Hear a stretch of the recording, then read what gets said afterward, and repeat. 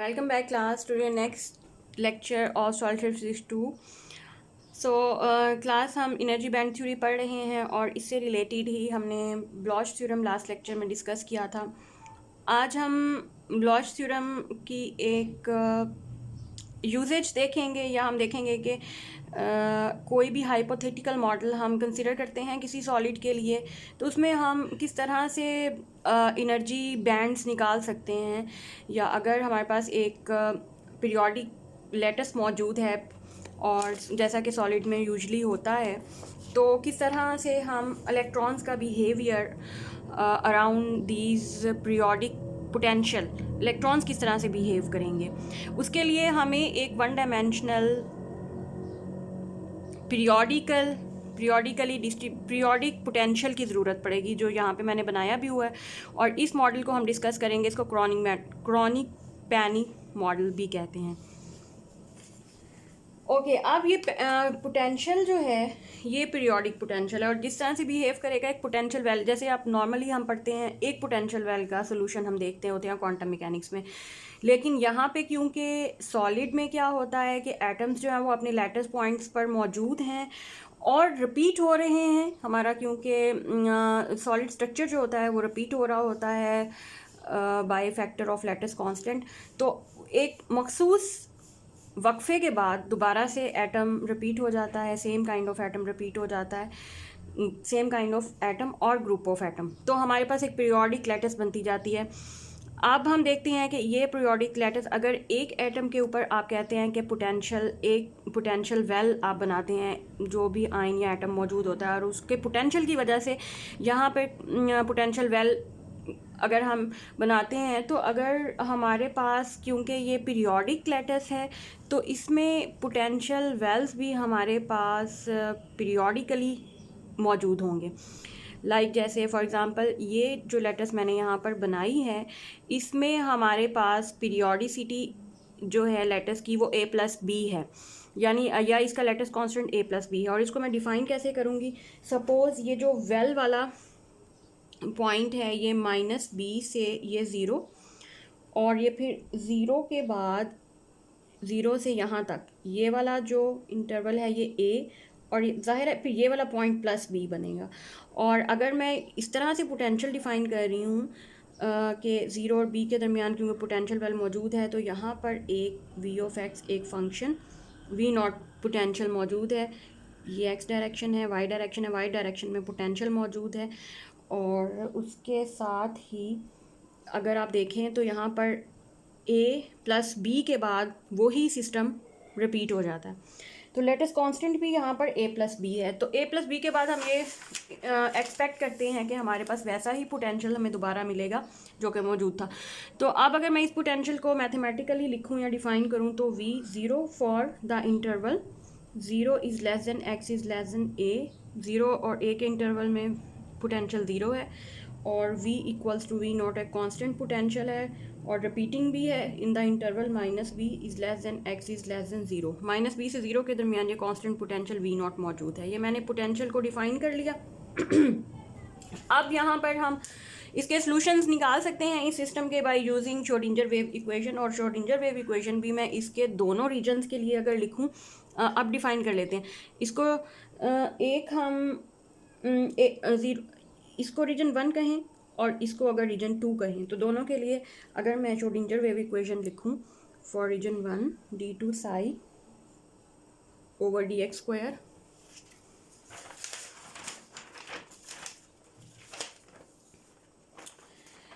अभी तो ये बुक से आसानी से हो जाएगा, d2 psi over dx² plus 2m over h² e psi equals to 0 for the interval. ये किसके लिए है? 0 is less than x is less than है, और देख लें कि इसमें पोटेंशियल 0 है, इस वजह से एनर्जी यहाँ पर e की फॉर्म में आया है। अच्छा, दूसरे रीजन में इसी को ही लिखूँगी d2 psi ओवर dx²। असल में तो ये श्रोडिंगर वेव इक्वेशन को रीअरेंज किया हुआ है, जो कि हम बार बार हर प्रॉब्लम में तकरीबन इसको रीअरेंज करते हैं। तो अब हमें ये तो सॉल्यूशन ये तो आसानी से पता चल गया होगा कि अब ये मैंने किस तरह से रीअरेंज की हुई है। d2 psi over dx² plus 2m over h² energy of electron हम कंसिडर करेंगे जो प्रोपेगेटिंग है अराउंड दिस पोटेंशियल, वो energy less than potential E is less then, या हम ये लिखेंगे कि जो इलेक्ट्रॉन प्रोपेगेटिंग है उसकी एनर्जी पोटेंशियल से कम है. So E minus V not psi equals to zero for the region minus v is less than x is less than 0. Assuming that the kinetic energy E of the electrons is less than the potential energy V naught, ये मैंने यहाँ लिखा भी है. So अब मैं इसमें कुछ कांस्टेंट्स यहाँ पे बनाती हूँ. सपोज पहली इक्वेशन के लिए मुझे चाहिए alpha square 2me over H cut square, और दूसरी इक्वेशन के लिए मुझे चाहिए beta square 2m over H cut square V not minus E. तो ये आपके पास हो जाएगा minus B is less than X is less than 0 वाला रीजन, और ये वाला रीजन जो है 0 is less than X is less than A में जो कांस्टेंट है वो अल्फा स्क्वायर हो जाएगा. दूसरे रीजन में कांस्टेंट है बीटा स्क्वायर हो जाएगा. अच्छा, उसके बाद अब ये दोनों कांस्टेंट मैं यहाँ इन दोनों इक्वेशंस में पुट करूँगी. सो that they can have the form d2 psi over dx square plus alpha squared psi equals to 0, and the other one will have the form d2 psi over dx square minus beta squared psi is equal to 0. अच्छा, ये इसको हम कह देते हैं equation, ये आपकी book में 37 और ये 38 हैं.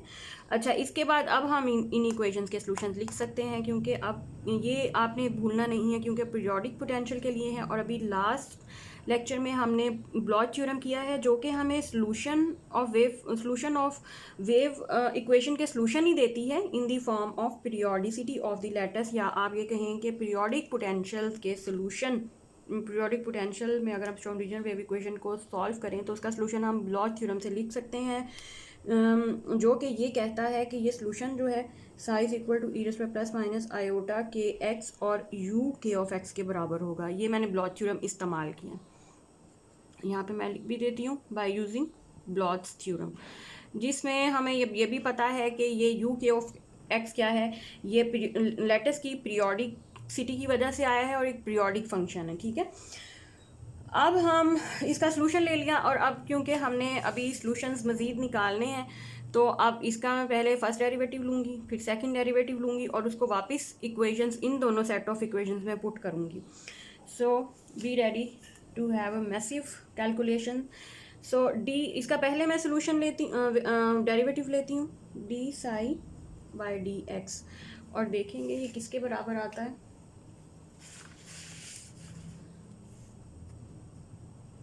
आयोटा के ई raise to plus minus iota के एक्स यू के ऑफ एक्स साथ वैसे ही, और नेक्स्ट टर्म में E raise to plus minus iota के एक्स और डी यू के of x over D x. Okay, अब मैं इसका एक सेकंड डेरिवेटिव लूँगी d two psi over D x square. ये किसके बराबर आएगा, इसका पहले दो टर्म्स इसकी बनेगी, दो टर्म्स इसकी बनेंगी, तो इसकी मैं बना लेती हूँ. इसका लेते हैं पहले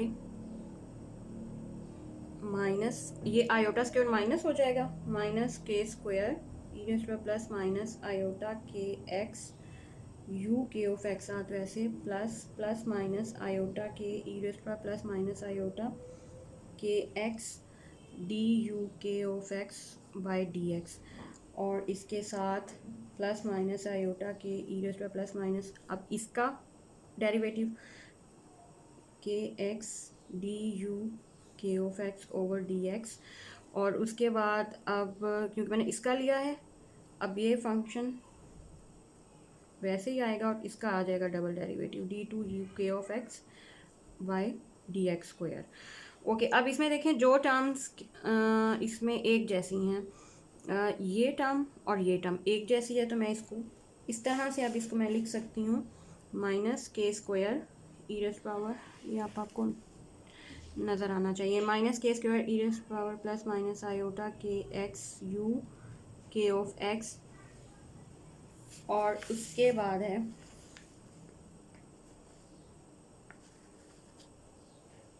प्लस माइनस टू, इन दोनों टर्म्स को मैंने ऐड कर लिया, प्लस माइनस टू आयोटा के ई raise power plus minus iota के एक्स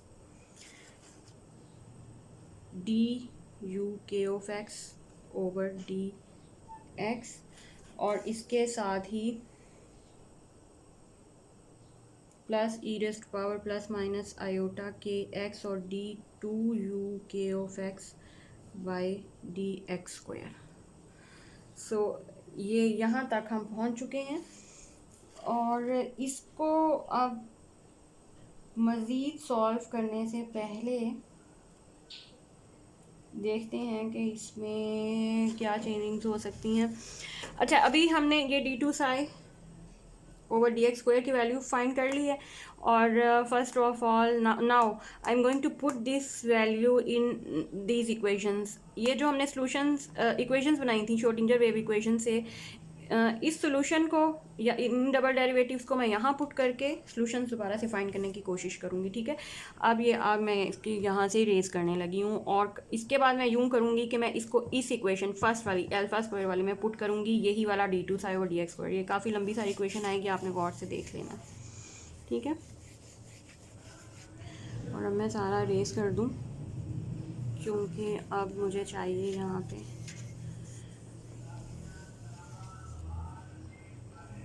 अच्छा, अब मैंने क्या करना है, इक्वेशन 8.37 में ना I am going to put the value of double derivative of psi in equation 8.37, और इसके लिए आप देखिए कि क्या होगा। सो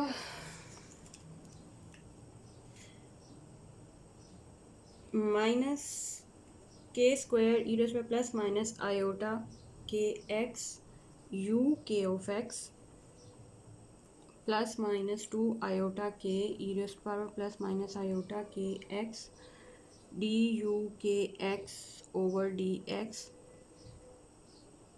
मैं रेज़ ही कर दूँ, ये यहाँ पे लंबी सारी इक्वेशन आ जाएगी, और इसके बाद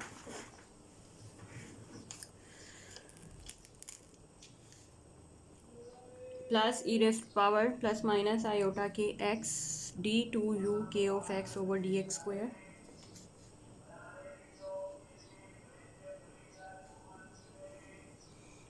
प्लस अल्फ़ा स्क्वायर, और इसके साथ साई था, साई की वैल्यू पुट करूँगी e raise power plus minus iota के एक्स और यू के of x equals to zero. Okay, अब यहाँ से कौन सी टर्म एक जैसी है, अल्फ़ा स्क्वायर और के स्क्वायर वाली टर्म्स में देखें कि ये एक जैसी टर्म्स हैं, और इनसे भी पहले आप ये देख लें कि ये टर्म कॉमन है, दोनों तरफ से हम ये कॉमन ले लेंगे, ये पूरे फंक्शन में कॉमन है, ये ख़त्म हो जाएगी, और बाकी मेरे पास जो बचेगा उसको अब मैं अरेंज कर रही हूँ डी टू यू। अच्छा, क्योंकि ये फर्स्ट रीजन के लिए लिख रहे हैं या ए वाले रीजन के लिए, तो इसको मैं वन का नाम दे दूँगी ताकि दोनों इक्वेशंस मिक्सअप ना हो जाए। सो इसको मैं यू वन ऑफ एक्स कहती हूँ over D x square plus minus two iota k d u one divided by D x plus alpha square minus k square u one equals to zero. ये for the reason मैं यहाँ पे explain भी कर सकती हूँ कि u one is the form of u के ऑफ एक्स की फॉर्म है for the reason zero is less than x is less than a. Zero से ए के दरमियान जो इक्वेशन है फाइनली वो हमारे पास ये आ गई है। सिमिलरली एक इसी तरह की और इक्वेशन आप इसी प्रोसीजर पे बनाएंगे, और वो होगी d two u two of x divided by D x square plus minus two iota k d u two, क्योंकि ये सेकंड रीजन के लिए है, plus beta plus k square u two equals to zero. और यहाँ पे मैं define कर देती हूँ, यू टू भी ये यू के ऑफ एक्स से ही निकाला है for second region, minus B is less than x is less than zero, minus b से ज़ीरो तक का रीजन। तो ये दोनों इक्वेशंस, दो मेन इक्वेशंस हमारे पास आ चुकी हैं। ओके, इसके बाद अब हमें, क्योंकि अब अगर इनका solution second order differential equations हैं, तो अब अगर हम इनका सोल्यूशन कंसीडर करें, सपोज इनका जो सोल्यूशन है u1 का, u1 किसके बराबर है, a e raise power iota alpha minus k x और plus b e raise power minus iota alpha plus k into x, और u2 will take the form solution, u2 का बनेगा c e raise to the power beta minus iota k into x plus d e raise to minus beta plus iota k into x. और again के ये जो reason है ये किस में है, ये zero is less than x is less than, ये इस रीजन के लिए है, और ये minus B is less than x is less than zero, ये सेकंड रीजन के लिए है। तो इसके साथ ही हम अब इस पोजीशन में हैं क्योंकि हम सोल्यूशन लिख चुके हैं इन दोनों इक्वेशंस का।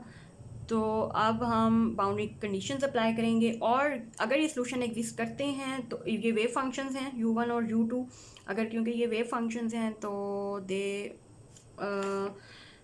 Must be continuous, first condition है हमारी। और फर्स्ट कंडीशन है कि बाउंड्रीज़ के ऊपर ये वेव फंक्शंस कंटिन्यूअस होने चाहिए, और इसके लिए जो कंडीशंस हैं u1 of zero equals to u2 of zero, और du1 by D x at x is equal to zero du2 by D x. So इन फंक्शंस u1 और u2 को अगर ये वेव फंक्शन है तो कंटिन्यूस होना चाहिए बाउंड्रीज़ के ऊपर इनके फंक्शंस और डेरिवेटिव्स दोनों को। तो ये हम कंडीशंस बार बार पढ़ चुके हैं क्वांटम मैकेनिक्स में भी, तो ये वही कंडीशन है। यहाँ पे हम इनकी वैल्यूज़, अब ये दो फंक्शंस हमारे पास आ गए, इनको आपने x is equal to zero पे फंक्शंस की वैल्यू लेके इक्वल पुट कर देनी है, फिर उनके डेरिवेटिव की वैल्यू लेनी है x is equal to zero पे, क्योंकि ये कंटिन्यूस होते हैं तो ये इक्वेशंस एग्जिस्ट करती हैं। तो इस वजह से अच्छा, इसके बाद इनके डेरिवेटिव भी अक्रॉस दी बाउंड्री एग्जिस्ट करने चाहिए। और एक और सेकंड कंडीशन है, ये तो कंटिन्यूटी कंडीशन है, और सेकंड कंडीशन इसके लिए हमारे पास ये बाउंड्री कंडीशंस आएंगी u1 of a equals to u2 of minus b। Similarly du1 by D x at x is equal to a equals to du2 by D x at x is equal to minus b. ये किस लिए, क्योंकि हमारे पास system periodic है, ठीक है। तो ये अब हमारे पास 1 2 3 4 इक्वेशंस आनी चाहिए। तो अब मैं ये जो दो इक्वेशंस हैं इनके ऊपर ये बाउंड्री कंडीशंस लगाऊंगी और इनको एक दूसरे के बराबर पुट करके 4 इक्वेशंस हम हासिल करने की कोशिश करते हैं। तो अब सबसे पहले फर्स्ट इक्वेशन देखें कैसे, u1 ऑफ ज़ीरो, इसमें मैं x is equal to zero put करूँगी, u2 में x is equal to zero put करूँगी, उनको बराबर रख लूँगी। उसके बाद मैं इनके डेरिवेटिव्स लूँगी और उसमें x is equal to zero put करके बराबर रख लूँगी। फिर सिमिलरली इन पॉइंट्स के ऊपर भी इन फंक्शन और उनके डेरिवेटिव्स की वैल्यू लूँगी। अब मैं ये करने जा रही हूँ, और उससे पहले अब मैं now I am going to raise all the calculation. आप वीडियो को बैक करके देख सकते हैं या पॉज करके। ओके, अब ओके, पहली कंडीशन को अगर मैं पुट करूं तो ये हमारे पास बनेगी a plus b is equal to c plus d, एक इक्वेशन। दोनों तरफ मैंने x is equal to zero put कर दिया, एक्सपोनेंशियल वाली टर्म्स 1 हो गई और सिर्फ कोफिशिएंट्स बचते हैं। सेकंड में है कि मैंने डेरिवेटिव लेना है, तो इधर मैं डेरिवेटिव ले लेती हूँ, du1 by D x a iota alpha minus k E raise power iota alpha minus k x minus iota b alpha plus k E raise to the power minus iota alpha plus k into x. Similarly d2u by D x, ये क्या आ जाएगा, derivative second function का c beta minus iota के ई raise to the power beta minus iota k into x minus d beta plus iota के ई raise to the power minus beta plus iota k into x. ये derivatives हैं। अब आपने इन derivatives में पहले क्या put करना है, x इज इक्वल टू 0। अब दोनों इक्वेशंस में हम x is equal to 0 put करेंगे। सादिया x इक्वल 0 दोनों में पुट करेंगे। x इक्वल 0 दोनों में पुट करें और ये हमारे पास बनेगा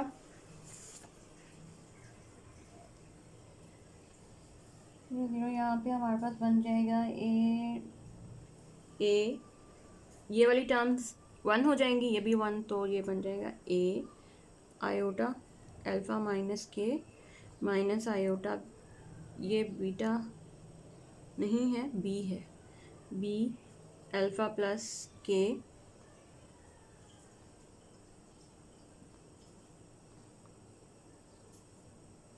minus iota b alpha plus k. दूसरी तरफ इसमें हम क्योंकि एक्स 0 पुट करेंगे, सी बीटा माइनस आयोटा के minus d beta plus iota के।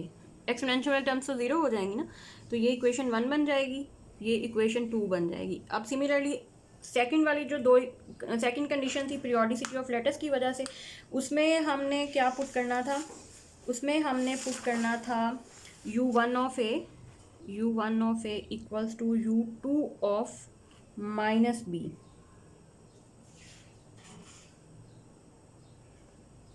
अब इस कंडीशन में मैं वैल्यूज़ पुट करूँगी तो मेरे पास जो फंक्शन बनेगा वो ये आ जाएगा, ए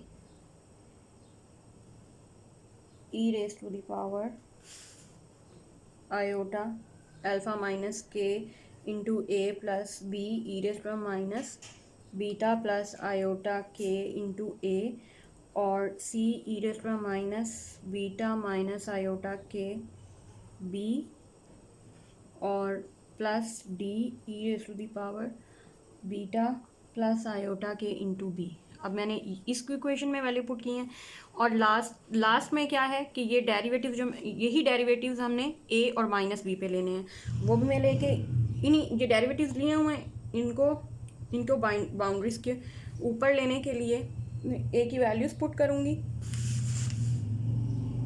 तो ये हमारे पास आ जाएगी एक और equation, a iota alpha minus k e raise to the power iota alpha minus k a minus b iota alpha plus k e raise to minus iota alpha plus k a, c beta minus iota के e raise to the power minus beta minus iota k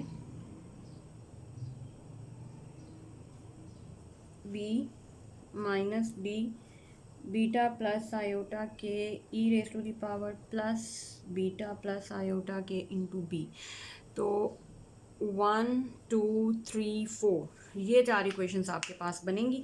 और अब अगर हमने सिर्फ 4 equations बनाई हैं, solution तक अभी हम नहीं पहुँचे, इनका सोल्यूशंस तभी एग्जिस्ट करेगा जब ये इन इक्वेशंस के कोफिशिएंट्स का डिटरमिनेंट इक्वल्स टू 0 होगा। तो these 4 equations will have a solution only if the determinant of their coefficient is equal to 0। अब मैं ये देखें आपके सामने है, अब मैं इनका डिटर्मिनेंट लिखूंगी, जिसके लिए मैं इसको रेस कर देती हूँ। मैं कैसे लिखूंगी, देखें a plus b c plus d है, तो इसका मैं लिख लूँगी 1, इसके कोफिशिएंट क्योंकि 1 1 है, सब में a b c d a b c d a b c d, तो ए बी सी डी इन 4 टर्म्स हैं और इनके कोफिशिएंट्स को आपने डिटर्मिनेंट्स की फॉर्म देनी है, ठीक है। ए प्लस बी और सी प्लस डी का क्या होगा, उनके 1 1 हैं तो उनके कोफिशिएंट्स भी डिटर्मिनेंट में 1, तो ये इस तरह से बनेगा 1 1 1 1। ये पहली इक्वेशन, उसका मैंने लिख लिया।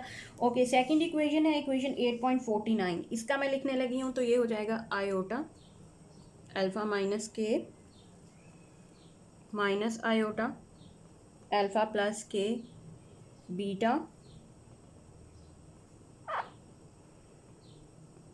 माइनस आयोटा के और minus beta minus beta plus iota k. Okay, अब ये सेकंड इक्वेशन। अब थर्ड इक्वेशन का कोफिशिएंट ए और बी का लिखूंगी तो वो हो जाएगा e raise to the power iota alpha minus k a, e raise में minus iota alpha plus k a, e raise to the power minus beta minus iota k b, e raise to the power beta plus iota k b. और अब last वाली जो equation है इसके coefficient iota alpha minus k, e raise पर iota alpha minus k ए,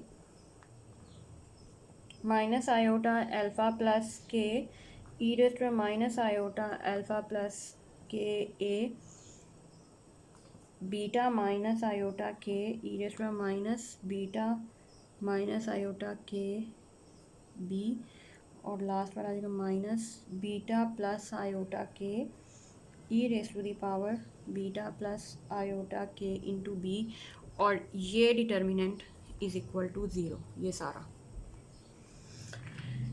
okay. इसको determinants की properties लगा के हम सॉल्व कर सकते हैं।